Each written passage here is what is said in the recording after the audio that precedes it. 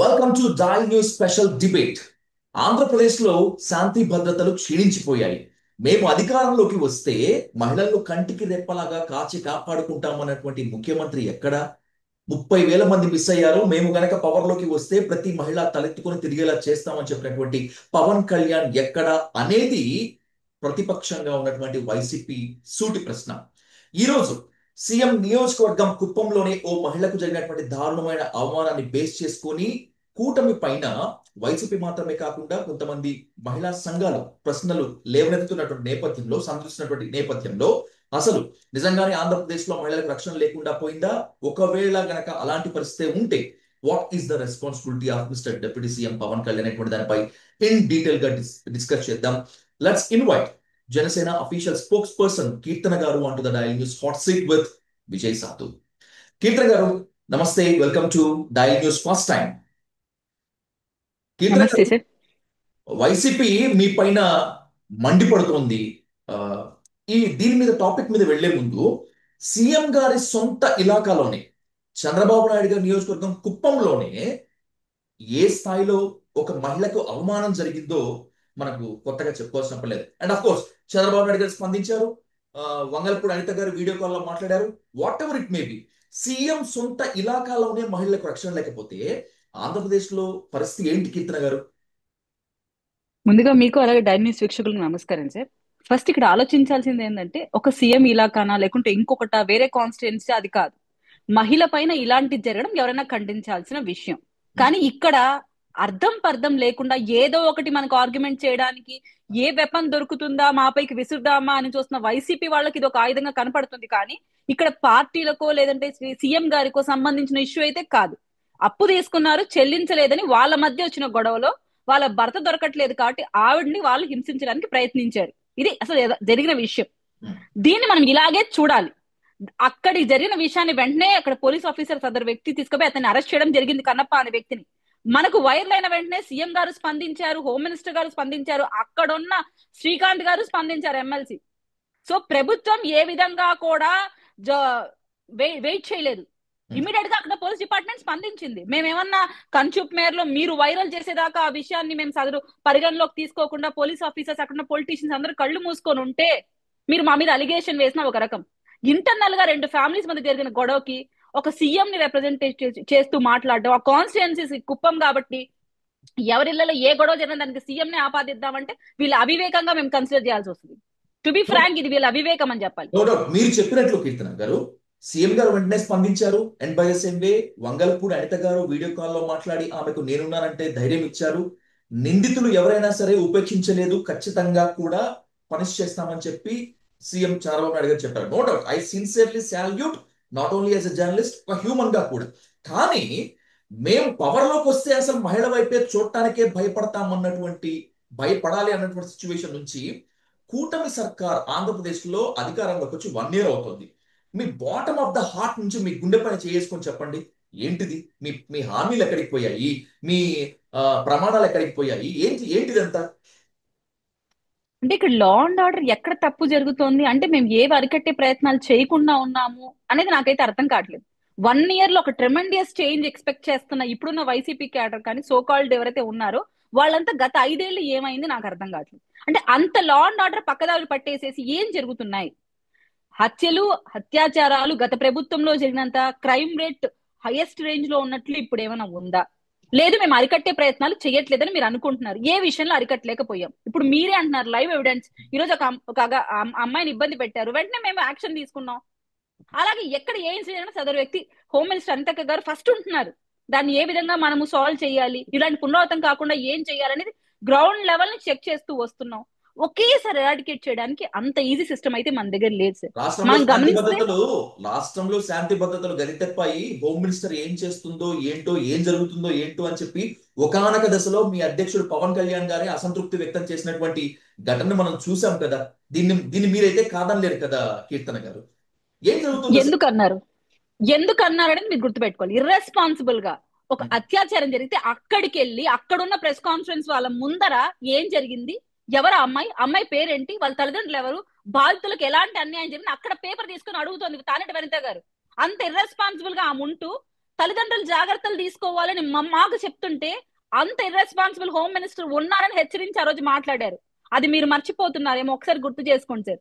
ఉమ్. సదరు ఇన్సిడెంట్ జరిగిన మీకు వీడియో కూడా పంపిస్తాను కావాలంటే. అక్కడికి వెళ్ళి ఇన్ఫర్మేషన్ కనుక్కుంటున్నారు. ఒక హోమ్ మినిస్టర్ మీరు ఎంత బాధ్యతగా ఒక ఒక బాధితురాల్ని పరామర్శించుకు వచ్చినప్పుడు ముందే ఆ ఇన్ఫర్మేషన్ తెలుసుకొని మీరు గతం మీరు గురించి మాట్లాడుతున్నారు, మీరు గతం గురించి మాట్లాడుతున్నారు. నేను కూటమి సర్కార్ అధికారంలోకి వచ్చిన తర్వాత వంగలపూడి అనిత గారిని ఉద్దేశిస్తూ, హోంశాఖను ఉద్దేశిస్తూ మీ అధినేత పవన్ కళ్యాణ్ మాట్లాడారని మీకు గుర్తు చేస్తున్నారు. దాన్ని ఏమన్నారు? యాక్సెప్ట్. అక్కడ కొన్ని కొన్ని చోట్ల అనితక్క రెస్పాండ్ అయినా లా అండ్ ఆర్డర్ సీఎం గారి చేతుల్లో ఉంది. మీరు గమనిస్తే ఉమ్. ఆవిడ హోమ్ మినిస్టర్ గా ఆమె పరిధి అంతవరకు ఆమె కట్టడి చేస్తున్నారు. కొన్ని ఇన్సిడెంట్స్ వచ్చినప్పుడు ఆయన హెచ్చరించారని కాదు కానీ ఒక ఇన్ఫర్మేషన్ ఇచ్చారు. మళ్ళీ వాళ్ళిద్దరు కూర్చొని మాట్లాడుకున్న వీడియోస్ కూడా బయట వచ్చాయి. అంటే నేను ఆమెను హెచ్చరించలేదు, జస్ట్ ఆమెకు ఒక ఇన్ఫర్మేషన్ ఇచ్చాను, ఇలా జరుగుతోంది, మనకు వాళ్ళకి డిఫరెన్స్ ఉండాలి కదా అని ఆయన ఒక హెచ్చరిక జారీ చేసినట్టు చెప్పలేదు. ఆయన ఒక సిస్టర్ గా అనుకొని ఆయన చెప్పాడు. దాన్ని కూడా వేరేగా పోర్ట్రేట్ చేయకండి. మా వరకు మేము ఈ కుటుంబ ప్రభుత్వం అధికారంలోకి వచ్చినప్పటి నుంచి నివారించే చర్యల కోసమే పాటుపడుతున్నాం తప్ప మేము పూర్తిగా సక్సెస్ అయినా ఇప్పుడు చెప్పట్లేదు. మేము దాన్ని ప్రివెన్షన్ ఇస్ ఎంత మేరకు ప్లస్. తగ్గించగలుగుతాం. మీ సిన్సియారిటీకి, మీ సిన్సియారిటీ నేను ఖచ్చితంగా ఒప్పుకుంటాను. Prevention is better then cure అని మనకు ఒక ప్రొవర్బ్ ఉంది కదా.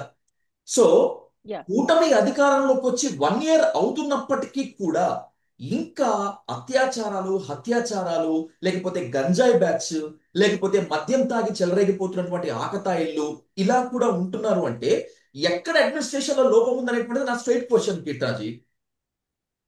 సార్, గంజాయి అనే మాట అయితే నేను ఇంతకు వినలేదు. మద్యం అనేది ఇదేమి చీప్ లిక్కర్ దాగి విచ్చలవిడిగా లేదు. మీరు ఏ కాన్స్టిట్యున్సీకైనా రండి, ఆఫ్టర్ 10 o'clock ఎక్కడైనా లిక్కర్ షాప్ ఉంటే మీరు చూపించండి. నేను కూడా లైవ్ ఎగ్జాంపుల్, నేను కూడా ఫస్ట్ వచ్చినప్పుడు గమనించాను. 10 o'clock తర్వాత ఎక్కడ లైవ్ లో మనకు మద్యం షాపులు అమ్మడం లేదు. సో ఎక్కడ అటువంటివి నేనైతే గమనించలేదు సార్. చిన్న వాట్ అబౌట్ ద చిన్న బెల్ట్ విషయాల షాప్స్? మీద కూడా వీళ్ళు బెల్ట్ షాపుల పరిస్థితి ఏంటి? ఓకే, అధికారికంగా మద్యం షాపులు టైం దాటిన తర్వాత విక్రయించడం లేదు, ఓపెన్ లేదు, ఒప్పుకుంటారు. But what about the belt shops? అవి కూడా ఏం లేవా ఏపీలో? నా వరకైతే నేను 10 తర్వాత ఎక్కడ ఎవరి దగ్గర వినలేదు సార్. దొరుకుతోంది అని అమ్మబడుతున్నది మీరు గమనించండి అని మేమైతే, ఎందుకంటే మేము మాట్లాడుతూ ఉంటాం కాబట్టి మాతో ఎవరైతే లేడీస్ చెప్తారు కదా, మేడం ఈ పలానా చోట ఉంది మీరు గమనించండి అని చెప్తారు కాబట్టి నాకైతే అలాంటి కంప్లైంట్ నేను వినలేదు. నిజంగా మీరు పలానా కాన్స్టిట్యున్సీలో ఉంది అంటే మేము మార్చడానికి కూడా సంసిద్ధంగా ఉన్నాము, మూసేయడానికి కూడా సంసిద్ధంగా ఉన్నాం. అటువంటి విషయాలు ఎవ్వరం కూడా మేము ఆచితూచి వ్యవహరించడానికి కూడా లేదు. ఇమీడియట్ గా యాక్షన్ తీసుకోవడానికి సంసిద్ధంగా ఉంది ఈ ప్రభుత్వం అయితే. మా వరకు మహిళల భద్రత మీద ఫుల్ లెంత్ కాన్సన్ట్రేషన్ చేయడానికి మేము ఉన్నాం. అరాకొరా విషయాలు జరుగుతున్నప్పుడు కూడా దాన్ని తగ్గించే ప్రయత్నం మేము చేస్తాము. దానికి హోమ్ మినిస్టర్ గారు పూర్తి సహకారం ఇస్తున్నారు. ఆవిడ మీద పాపం ఇలాంటి ఆరోపణలు చేయడం కూడా చాలా తప్పు అనుకుంటారు. నిరంతరం ఆమె ఆలోచిస్తూనే ఉంటుంది. ఏ చిన్న విషయం మా సోషల్ మీడియాలో మా అకౌంట్స్ మీద కూడా బ్యాడ్ కామెంట్స్, కొంచెం ట్రోలింగ్ జరుగుతున్నప్పుడు మేము చెప్తే కూడా ఇమీడియట్ గా రియాక్ట్ అయ్యారు. అట్లా ఉంది ఇప్పుడు సిస్టమ్ అయితే. ముందు మేము అసలు నరకంగా అనిపించేది మాకు. సోషల్ మీడియాలో ఒక పోస్ట్ వేస్తే ఆ కామెంట్స్ చూస్తే మాకే ఎందుకు వచ్చాం బయట కదా ఎంత ఫీలింగ్ మాకు ఉండేది. ఇప్పుడు కొంచెం తగ్గిందని అనుకుంటున్నాను నేను ముందుతో కంపేర్ చేస్తే. ముందున్నంత ఇది లేదు. ఇప్పుడు వరారెడ్డి లాంటి వాళ్ళు మమ్మల్ని ఎంత ట్రోల్ చేశారో మీరు ఊహించలేదు. అంత చెత్తగా మా గురించి ట్రోలింగ్స్ చేస్తున్నారు. సో అవన్నీ తగ్గించే ప్రయత్నం చేస్తున్నాము. ప్రతి ఒక్కటి జరుగుతుంది, బట్ కొంచెం టైం తీసుకోవచ్చు. ముందంత దారుణమైన స్థితి అయితే ఇప్పుడు లేదని నేనైతే యాక్సెప్ట్ చేస్తాను సార్. వైసీపీ అధికారంలో ఉన్నప్పుడు కేంద్ర నిఘా సంస్థలు, కేంద్ర నిఘా వర్గాలు దాదాపు 30,000 మంది అమ్మాయిలు లేదంటే మహిళలు అందరూ కలిపి మిస్ అయినట్లు నాకు ఇన్ఫర్మేషన్ ఉంది అని చెప్పి పవన్ కళ్యాణ్ గారు ఒక నిండు సభలో చెప్పారు. 1 year దాటిపోయింది, మీరు వచ్చేసి 30,000 మందిలో ఎంతమందిని వెనక్కి రప్పించారు, లేకపోతే మిగిలినటువంటి 4 ఏళ్లలో ఇంకెవరైనా రప్పించేటువంటి ఛాన్స్ ఉందా లేదా? జనసేన వీర మహిళగా మాత్రమే కాదు, జనసేన అధికార ప్రతినిధిగా కాదు కీర్తన గారు, మీ దగ్గర నుంచి ఆన్సర్ నాకు కావాల్సింది. I need as a kind hearted women.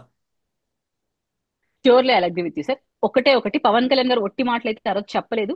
దాని తాలూకు మూలాలు కూడా గమనిస్తూ ప్రతి ఒక్క చోట ఆయన ఇన్వెస్టిగేషన్ చేస్తున్నారు. రాబో రోజు దీనికి గట్టి జవాబు అయితే మీకు చెప్పడానికి సంసిద్ధంగా పవన్ కళ్యాణ్ గారు ఉన్నారు. పార్టీలో మాకు కూడా ఇన్స్ట్రక్షన్స్ ఉన్నాయి. మీరు ఆ విధంగా పోవట్లేదు పార్టీ అండ్ పవన్ కళ్యాణ్ గారు అయితే అనుకోవద్దు. ఆ 30,000-2,000 మంది మిస్సింగ్ ఎక్కడ అయ్యారు, ఏ విధంగా జరుగుతుంది ఇంటర్నల్ గా ఆయన డిపార్ట్మెంట్ లో పెద్దలతో, హోమ్ మినిస్టర్ గారితో, ఇంక్లూడింగ్ నాగబాబు అన్నయ్య గారు కూడా సపరేట్ గా అనితక్కతో వెళ్లి మాట్లాడి ఈ విషయం గురించి ఆయన పూర్తిగా విచారణ జరపమని కూడా రిక్వెస్ట్ చేసి ఉన్నారు. సో ప్రతి ఒక్కటి జరుగుతోంది. అండ్ పర్టికులర్ గా అజయ్ గారు కూడా సోషల్ మీడియా ట్రోలింగ్స్ మీద కూడా డీజీపీ గారికి వెళ్ళి ఒక లెటర్ ఇవ్వడం కూడా జరిగింది. మీరు గమనించాలి. సో ఎక్కడ 32,000 మిస్సింగ్ కేసుని పవన్ కళ్యాణ్ గారు పక్కన పెట్టలేదు. మీకు పూర్తి వివరాలతో రాబో రోజుల్లో పవన్ కళ్యాణ్ గారే వచ్చి మాట్లాడబోతున్నారు. కొన్ని రోజులు వెయిట్ చేయండి అని చెప్తున్నాను. పూర్తిగా మీకు ఇన్వెస్టిగేషన్ అంతా పూర్తి అయిన తర్వాత డేటా మొత్తం తీసుకొని దాంతో కూడిన ఇన్ఫర్మేషన్ తో పవన్ కళ్యాణ్ గారు మాట్లాడతారు. నేను ఎలా చెప్తున్నాను, నమ్మాలి నాకున్న ఇంటర్నల్ ఎలా నమ్మాలి? ఇన్ఫర్మేషన్. మీరు ప్రతిపక్షంలో ఉన్నప్పుడు సుగాలి ప్రీతి కేసు గురించి సుగాలి ప్రీతి నేమ్ ఎత్తకుండా పవన్ కళ్యాణ్ గారి సభ ఒక్కటి కూడా జరిగినటువంటి దాఖలా లేదు. అధికారంలోకి వచ్చి 1 year అవుతుంది. నాకు తెలిసి ఒక్కసారి సుగాలి ప్రీతి గారి మదర్ ఒక 3-4 months బ్యాక్ మాత్రమే కలిశారు పవన్ కళ్యాణ్ గారిని. దానిపైన అసలు ఆ కేసు ఎటు పోయిందో ఏంటో కూడా అర్థం కావట్లేదు. సుగాలి ప్రీతి కేసు లాగే ఇది కూడా అయిపోతుందా, లేకపోతే మళ్ళీ ఇంకేమైనా కారణాలు చెప్తారా? సుగాలి ప్రీతి గారి కేసు అయితే ఏమీ అయిపోలేదు. దానికి పవన్ కళ్యాణ్ గారు పూర్తి మద్దతు ఇచ్చారు. ఆ కేసుకు అనుకూలంగానే మేము ఉన్నాం. ఇప్పుడు కూడా జనసేన పార్టీ సపోర్ట్ గా ఉంది. అలాగే హోమ్ మినిస్టర్ గారిని కూడా ఆమె వెళ్లారు. సానుకూలంగా హోమ్ మినిస్టర్ గారు కూడా స్పందించి ఉన్నారు. కానీ అది సిబిఐ లో ఉంది కాబట్టి అది ఇన్వెస్టిగేషన్ జరుగుతోంది. అలాగే ఆవిడ కూడా ఈ మధ్య రీసెంట్ గా మా తరపు వాళ్ళు వెళ్తే కూడా ఆవిడ పార్టీ పైన కానీ ప్రభుత్వం పైన కానీ వ్యతిరేకంగా మాట్లాడటం లేదు. ప్రభుత్వం మాకు సహకరిస్తా ఉంది పూర్తిగానే చెప్పారు. ఎక్కడ కూడా ఆమె నెగిటివ్ గా నో, మాట్లాడలేదు. ఆ బట్ ఫ్యామిలీ, ఆ సుగాలి ప్రీతి వాళ్ళ ఫ్యామిలీ ఎక్కడా కూడా చంద్రబాబు నాయుడు గారిని కానీ పవన్ కళ్యాణ్ గారిని కానీ ఎక్కడా తప్పుడు మాటలు మాట్లాడలేదు. మాకు నమ్మకం ఉంది అనే చెప్తున్నారు. కానీ ఎంతకాలం ఇలా అంటున్నాను నేను? 1 year అవుతోంది కదా, ఇంకెప్పుడు అంటున్నాను అంతే. ఇన్వెస్టిగేషన్ ప్రాసెస్ లో ఉన్నప్పుడు ఎవిడెన్స్ ని వాళ్ళు తారుమారు చేస్తున్నారు. గతంలో మీరు చూశారు వైసీపీ ప్రభుత్వం అధికారంలో ఉంటే ఎవిడెన్స్ ఎలా తారుమారు అయ్యాయో. ఎన్ని సెమెన్ టెస్టులు చేసినా కూడా అవి రిపోర్ట్స్ ఎందుకు మనం అడిగిన వాళ్ళకి ఆమె అడిగిన పర్టికులర్ పర్సన్స్ కి ఎందుకు చేయలేదో కూడా మీకు తెలుసు. దాని వెనక ఏ పెద్దలు ఉండి ఆ కేసుని నడిపించారో మీకు తెలుసు. వాళ్ళు ఎన్ని ప్రలోభాలు గురి చేసినా కూడా ఆమె ఫైట్ చేసింది. సో ఇన్వెస్టిగేషన్ ప్రాసెస్ లో ఉన్నప్పుడు మేము హెల్ప్ చేయగలుగుతాం, కానీ డైరెక్ట్ ఇన్వాల్వ్మెంట్ అయితే ప్రభుత్వం చేయలేదు కదా. సో ఆ ఎవిడెన్స్ అన్ని కలెక్ట్ చేయాల్సిన బాధ్యత అక్కడ సిబిఐ లో ఉంది. సో ఆ కేసు ఫార్వర్డ్ చేశాము. దానికి తగ్గట్టుగా మన హోమ్ మినిస్టర్ గారు సపోర్ట్ ఇస్తున్నారు. సో ఆవిడ సైడ్ నుంచి మాకైతే ఎటువంటి వ్యతిరేకం మేము చూడట్లేదు. ఖచ్చితంగా ఆ కేసుకి పూర్తి మద్దతు కూటమి ప్రభుత్వం అయితే ఇస్తుంది. సాక్షి ఛానల్లో అమరావతి మహిళలను కించపరిచారు అనేటువంటి ఒక ఆ, దుర్ఘటన ఆ, తో అమరావతి మహిళలు మాత్రమే కాకుండా జనసేన టీడీపీ మహిళా లోకం మొత్తం అంతా కూడా కదం తొక్కింది. ఇప్పుడు మహిళని చెట్టు కట్టేసి కొడితే ఆ స్థాయిలో స్పందన ఎందుకు రాలేదు? అంటే ఆ, మన వాళ్ళు అనేటువంటి, లేదంటే మన మన గవర్నమెంట్ లో జరిగినటువంటి అట్లా ఏమైనా ఉంటుందా, అట్లా తారతమ్యాలు? అసలు రెండు ఇష్యూస్ ని కంపేర్ చేయడానికి కూడా లేదేమో No, నాకు తెలిసి అయితే నేను దాన్ని వాళ్ళకైతే. సపోర్ట్ చేయటం లేదు, దీన్ని తక్కువ చేయటం లేదు. దాని మీద వచ్చినటువంటి స్పందన అమోఘం, నో డౌట్. ఖచ్చితంగా ఆ మహిళా లోకానికి సాల్యూట్ చెప్పాల్సిందే. కానీ అక్కడ వచ్చినటువంటి అంత ట్రెమెండస్ రెస్పాన్స్ దీని మీద ఎందుకు రాలేదు? వరుస అత్యాచారాల పైన, వరుస ఘటనల పైన ఎందుకు జరగడం లేదు? సరే, ఇది యాక్సిడెంటల్ గా జరిగే థింగ్. ఒక అత్యాచారం కానీ ఒక దాడి కానీ ఈ రోజు జరిగిన ఇన్సిడెంట్ అది యాక్సిడెంటల్ గా జరుగుతుంది. కానీ ఇక్కడ ప్రవోకింగ్ వే, అంటే ఒక మనిషిని కూర్చోపెట్టి నువ్వు వ్యక్తిగతంగా విమర్శించు, ఫలాని మొత్తం ఒక కేటగిరీ పర్సన్స్ అందరినీ కట్టేసి మాట్లాడు అని వాంటెడ్ గా ఒక వ్యక్తిని కూర్చోబెట్టి మాట్లాడడం, అతను మాట్లాడుతుంటే ఖండించకుండా మళ్ళీ అతన్ని రెచ్చగొట్టే విధంగా ఇతను మాట్లాడిన స్టేట్మెంట్స్, కొమ్మినేని శ్రీనివాస్ గారు అయ్యో మీరు మళ్ళీ ట్రోల్ అయిపోతారండి రేపటి నుంచి అని మాట్లాడే స్టేట్మెంట్స్ ఇంకా అతన్ని రెచ్చగొట్టాయి ఆ రోజు. ఎక్కడికక్కడ ఆపేసి ఉండొచ్చు, ఇలా మాటలు మాట్లాడకూడదు మనము అని అనకుండా దాన్ని ఇంకా రెచ్చగొట్టి అక్కడున్న మహిళా లోకాన్ని అందరినీ ఆపాదించి మాట్లాడాడు. పర్టికులర్ గా మీరే నేనైనా నిజంగా అలాంటి సెక్స్ వర్కర్స్ ఉన్నా కూడా మనం ఏమంటాం? వాళ్ళకి ఏ పరిస్థితిలో అలా మారారో, దానికి గల కారణాలు ఏంటి, దాన్ని మనం ఎలా నివారించే ప్రయత్నాలు చేయాలి, వాళ్ళకి ఎలా రీహాబిటేషన్ సెంటర్స్ ఏర్పాటు చేయాలి, వాళ్ళని ఆ వృత్తిలోంచి బయటకు ఎలా తేవాలి అని ఆలోచించాల్సిన బాధ్యత కలిగిన వ్యక్తులుగా మనం ఉండాలి. కానీ ఎగ్జాక్ట్లీ. ఇక్కడ పర్టికులర్ ఆ వ్యక్తులను చూపిస్తూ మొత్తం అమరావతిలో ఉన్న వాళ్ళందరినీ ఆపాదించి మాట్లాడాడు. అది ఎవరైనా హర్ట్ అయ్యే విషయమే. నేను, మీరు, ఇంకొకరో కాదు, మొత్తం అక్కడున్న మహిళలందరినీ రిప్రజెంట్ చేసి మాట్లాడాడు. అందుకే అందరూ సామూహికంగా ఖండించారు ఆ విషయాన్ని. కానీ ఇక్కడ జరుగుతున్న విషయం ఒక ఇంటర్నల్ థింగ్, ఒక ఫ్యామిలీ ఇష్యూ. అది రెండు కుటుంబాల మధ్య జరిగింది. దానికి ప్రభుత్వానికో అక్కడ సీఎం కో లేదు లోకల్ లీడర్స్ కో సంబంధం లేదు. అది అది జరుగుతుందన్న విషయం కూడా మనకు తెలియదు ఆ వీడియో వైరల్ అయ్యేదాకా. సో కన్నప్ప అనే వ్యక్తికి వాళ్ళ భర్తకి ఉన్న డబ్బు ఇష్యూస్ వల్ల ఆ డాక్యుమెంట్స్ ఏదో చూపించి అతను మాట్లాడుతున్నారు. వాళ్ళు అది స్టేషన్ దగ్గర మధ్యస్థం చేసుకోవచ్చు, కానీ ఆ అమ్మాయిని అలా కట్టేసి కొట్టడం నిజంగా అందరం బాధపడుతున్న విషయం. ఈ ఎగ్జాక్ట్లీ. రెండు మేమైతే కంపేర్ చేస్తే అది కరెక్ట్ కాదు సార్. రైట్. కీర్తన గారు, లాస్ట్ ఒక ఇంపార్టెంట్ ప్రశ్నతో ముగిస్తాను. ఏడాది దాటిపోయింది మీ సర్కార్ ఆ, ఆ, అధికారంలోకి వచ్చి. గ్రౌండ్ లోకి వెళ్ళినప్పుడు నిజంగా మీరు పోస్ట్ మార్టం చేసుకుంటున్నారా? ప్రజలు వైసీపీతో పోల్చుకుంటే మన మీద సంతృప్తిగా ఉన్నారా లేదా అనేటువంటిది, పథకాల విషయంలో మాత్రమే కాకుండా, మంత్రుల పనితీరు విషయంలో మాత్రమే కాకుండా, ముఖ్యంగా మహిళల రక్షణ విషయంలో are they happy? Genuine answer చెప్పండి. నేను జెన్యున్ ఆన్సర్ ఇప్పటిదాకా ఇచ్చాను. అది ఒకవేళ నేను పార్టీ పర్సన్ కాబట్టి అలా నో నో నో, అనిపించకపోవచ్చు. అది కాదు. మీరు ఇచ్చారు, నేను దీనికి అడుగుతున్నాను అంతే. సార్ నేనైతే జెన్యున్ గా చెప్తున్నాను, సంక్షేమం ఒకటి మీద మేము పెద్దపీట వేయాలనుకోవట్లేదు, అభివృద్ధి మీద కూడా కలిసి చేసుకుంటూ పోవాలనుకుంటున్నాను. నిజంగా వైసీపీని మేము ఫాలో అవ్వాలనుకోని ఉంటే ఎన్ని అక్రమ అరెస్టులు జరిగి ఉండేవో మీకు తెలుసు. అసలు మేము సీఎం గారు మా కాన్స్టిట్యున్సీకి వస్తున్నారంటే మాకు ముందే హౌస్ అరెస్టులు అయిపోయేవి. అటువంటి స్థితి ఇప్పుడు ఉందా? ఏ పొలిటీషియన్ అలాంటి స్థితిలో ఉన్నాడు? జగన్మోహన్ రెడ్డి గారు శవం ఎక్కడ దొరికితే అక్కడే కనపడుతున్నారు. అట్లుంది ఇప్పుడు వైసీపీ పరిపాలన. ఉందా లేకపోతే మా పరిపాలన ఉందా అర్థం కావట్లేదు. శవం ఎక్కడ దొరికితే ఆయన ఫస్ట్ ఉంటున్నాడు అక్కడే. సో అటువంటి పరిపాలన అయితే మేము ఇక్కడే ఉండండి, మీరు ఇలాగే చేయండి అని మేము ఎక్కడ కట్టడి చేయట్లేదు, ఫ్రీ హ్యాండ్ ఇస్తున్నాం. అప్పుడు పాదయాత్ర అప్పుడు ఫ్రీ హ్యాండ్ ఇచ్చాం, ఇప్పుడు అలాగే ఉన్నాం. మా ప్రభుత్వం ప్రజా ప్రభుత్వం, ప్రజల కోసం ఏర్పడింది. ప్రజల్లో వ్యతిరేకత ఏ విషయం మీద వస్తే ఆ విషయాన్ని మేము ఖచ్చితంగా మార్పు చేసుకోవడానికి ముందంజలో ఉండే మనుషులం మేము. అలాగే సంక్షేమ పథకాలను కూడా కరెక్ట్ గా ఇంప్లిమెంట్ చేసుకుంటూ వస్తున్నాం. అలాగే బిడ్డల చదువులు మీరు చూసారు, తల్లికి వందనం కార్యక్రమం ఎంత సజావుగా జరుగుతుందో, ప్రతి బిడ్డకి చదువు అందాలి అనే కాన్సెప్ట్ లో మేము ముందుకెళ్తున్నాం. అలాగే పెద్దవాళ్ళని కానీ మహిళల్ని కానీ ప్రతి ఒక్క అంశంలో మేము ముందుకు వస్తున్నాం. అలాగే అభివృద్ధికి కూడా మీరు గమనిస్తే ఇంతవరకు సెంట్రల్ నుంచి ఇంత ఫండ్స్ తీసుకొని వచ్చింది గతంలో ఎప్పుడు లేదు. ఆ విగ్రహాలు ఎత్తుకపోవడము, శాలువాలు కప్పడం, అవినాష్ గురించి ఇండైరెక్ట్ వేలో మాట్లాడి రావడం తప్ప. సో మేము ఈ రోజు 2 లక్షల కోట్లు పైగా ఫండ్స్ తీసుకొని వచ్చి ఈ రోజు అమరావతి పోలవరం ముందుకు పోతుంది, రోడ్లు వెళ్తున్నాయి, మౌలిక సదుపాయాల కల్పన జరుగుతోంది. సో ఇదంతా డెవలప్మెంట్. ప్రజలకు అర్థమయ్యే విధంగా ఖచ్చితంగా అన్ని తెలుస్తున్నాయి కాబట్టి మా పక్క ఓటు వేశారు, అలాగే మా పక్క నిలబడ్డారు. నేనైతే 100% ఇదే కాన్ఫిడెంట్ తో ముందుకు పోతున్నాం. రైట్. పాలిటిక్స్ అపార్ట్ కీర్తన గారు, ప్రభుత్వాలు ఏమైనా ఉండొచ్చు, పార్టీలు ఏమైనా ఉండొచ్చు, మహిళల రక్షణ అనేటువంటిది ప్రభుత్వాలు ఖచ్చితంగా తీసుకోవాలి. అధికారంలో ఎవరున్నా సరే మహిళా రక్షణ కోసం, మహిళలపై జరిగేటువంటి అత్యాచారాల ఆకృత్యాలపైన ప్రతిపక్షం కూడా ఇంకా ఎక్కువ గొంతెత్తాలి. సో ఈ సబ్జెక్ట్ ని ఇంతవరకు మాత్రమే కన్క్లూడ్ చేసినాను. రాబోయేటువంటి రోజుల్లో ఇంకా 4 ఏళ్లు ఉన్నాయి నేను మీతో గొడవ పట్టడానికైనా, మీరు నాతో వాదించడానికైనా కూడా. Let's meetup for a wonderful Get ready. కీర్తన గారు. Thank you so much and thanks for participating in the interview. Thank you so much.